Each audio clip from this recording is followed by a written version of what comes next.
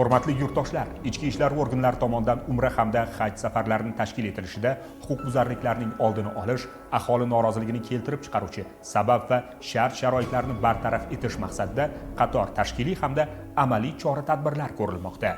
2024-yil davomida umra va haj safarlarini tashkil etish bilan bog'liq 68 ta qonun buzilish holatlari aniqlanib, 46 ta holat yuzasidan jinoyat ishlari qo'zg'atilgan. Ushbu jinoyat ishlari doirasida jami 48 nafar shaxslar jinoiy javobgarlikka tortilgan. Ularning noqonuniy faoliyati natijasida jami 235 nafar shaxs jabrlangan bo'lib, fuqarolarga umumiy 10 milliard 38 million so'm miqdorida moddiy zarar yetkazilganligi aniqlangan. Joriy yilning hozirgi kuniga qadar amalga oshirilgan tezkor qidiruv va profilaktik tadbirlar natijasida noqonuniy yuritilgan faoliyat bo'yicha 45 ta jinoyat ishi qo'zg'atilgan bo'lib, 47 nafar gumondor shaxslar tergovga jalb qilingan. Ular faoliyat yuritayotgan 59 ta xo'jalik yurituvchi subyektlar faoliyati to'xtatilgan.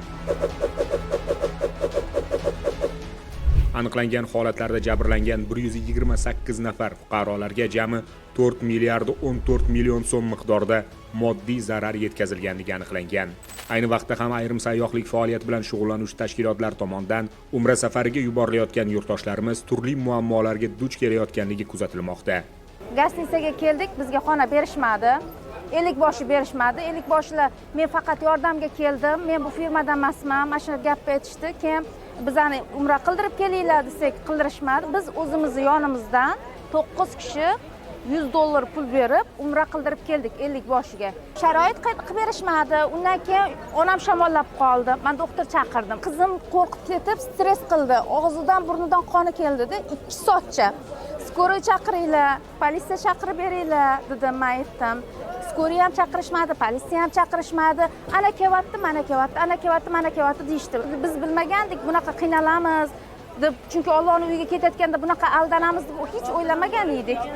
Ichki ishlar vazirligi sayyohlik faoliyati bilan shug'ullanuvchi xo'jalik yurituvchi subyektlarni ogohlantiradi. O'zbekiston Respublikasining Ma'muriy javobgarlik to'g'risidagi kodeksi va Jinoyat kodeksiga muvofiq qonunchilikda belgilangan tartibga zid ravishda umra va haj ziyoratlarini tashkil etish, fuqarolardan noqonuniy ravishda mablag' to'plash, soxta yoki tasdiqlanmagan hujjatlar tuzish javobgarlikka sabab bo'ladi. Jumladan O'zbekiston Respublikasi Jinoyat kodeksining 168-moddasiga muvofiq ishonchga kirib aldash yoki ishonchni suiiste'mol qilish orqali fuqarolarga moddiy zarar yetkazish jinoiy javobgarlikka sabab bo'ladi hamda aybdor deb topilgan shaxslarga jarima, muayyan huquqlardan mahrum qilish, majburiy ishlar yoki ozodlikdan mahrum etish jazolari belgilangan.